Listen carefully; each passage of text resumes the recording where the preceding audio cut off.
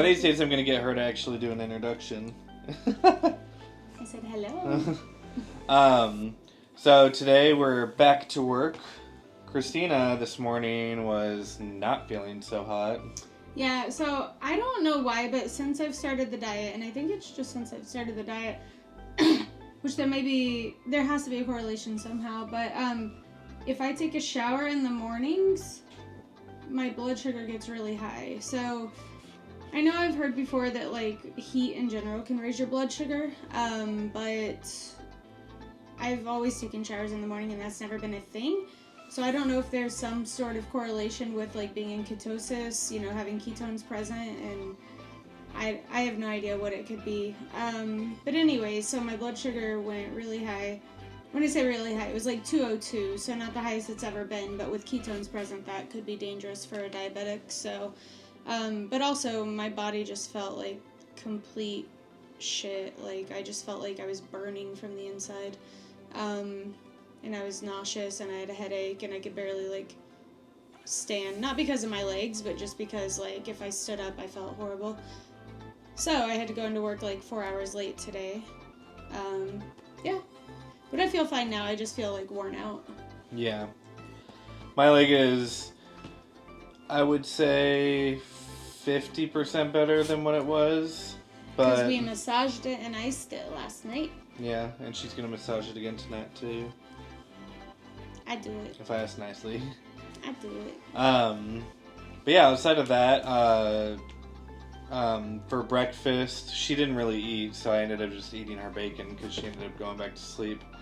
So, and then for lunch, I had half of a, goodness gracious, great balls of fire. For lunch, I had half of a burger patty that was supposed to be Kristina's lunch for tomorrow, so I ate that. But I didn't eat lunch today, so now I have my burger patty for tomorrow. Yeah. Everything works out. And since she came home late for dinner, I came home and I ended up doing, they were minute steaks. Yeah. So I guess it's for like country fried steak or something. Yeah, I mean, you can use it for a few different things, but it is what people put inside of like the country fried steak. Yeah, so I recorded a short clip of that, which I'll put in there. But I minced up some chunks of garlic and did some butter, salt, and pepper in the pan. And then seared the steaks on both sides and then threw it in the air fryer for, I think it ended up being like 10 minutes.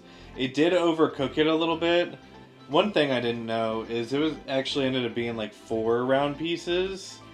But as you can see when I cooked it, I thought that it was just 2 separate pieces.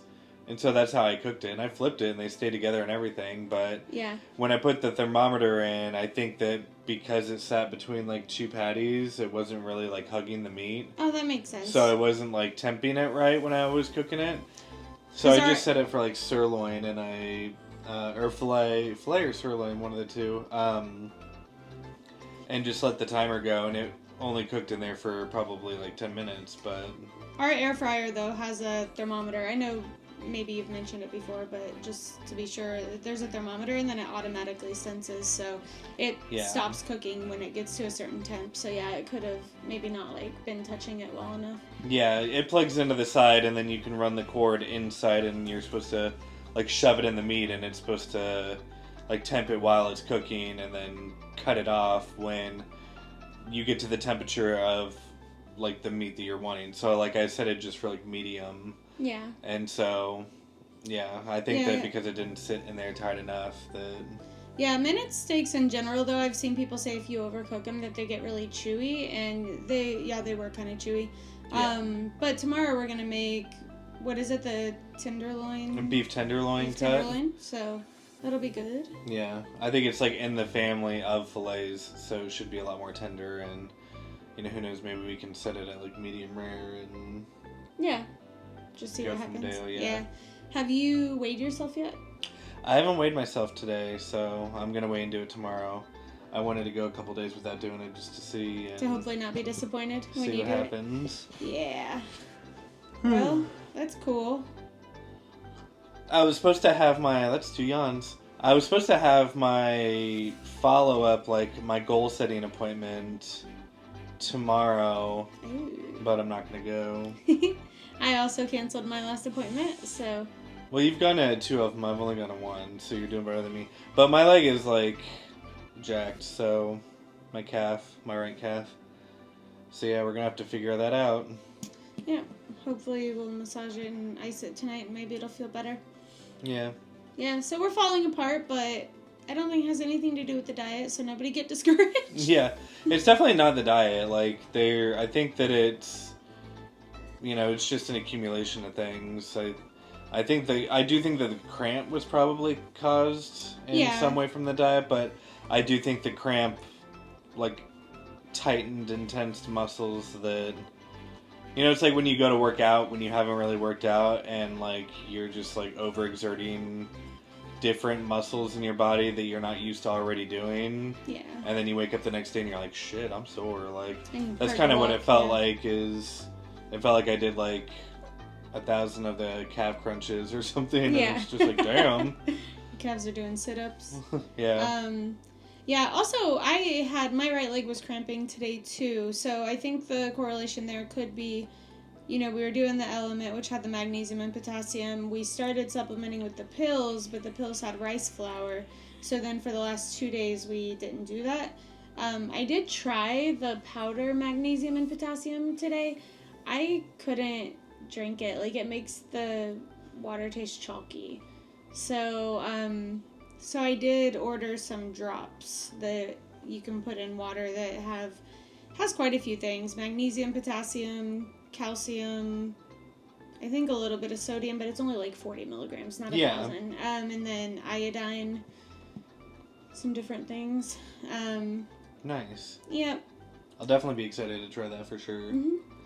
So yeah, we're still, like, manipulating a few things, and also, for instance, a lot of the people that are, like, doing this diet with us, like, they're not as strict as what we've been doing, so, they may be getting other vitamins and minerals in different fashions than what we're doing. Ours is very stripped back, so... Yeah. Well, and one thing, because I know, like, at least in my mind, I've thought a couple times, like, well, if we have to, like, supplement this stuff, then, like, how... Like, because the point of the diet is, this is what our ancestors used to eat, like, cavemen used to eat, whatever, like, so obviously human bodies are supposed to run on this. And then I thought, well, if we have to supplement all these things, they obviously didn't have those supplements, so then what gives? Right. But I've seen a lot of videos over the last couple of days, too, though, of, like, obviously animals today are being, like, farmed and raised, and, like, the environment around them is different, so there were a lot of different minerals that, like, were included in the meat, like, when, humans were eating them before, so... Yeah. So, I don't know. I mean, it's interesting. Seems logical enough to me. I'm no scientist, but it seems logical that we would have to supplement a little bit. Yeah.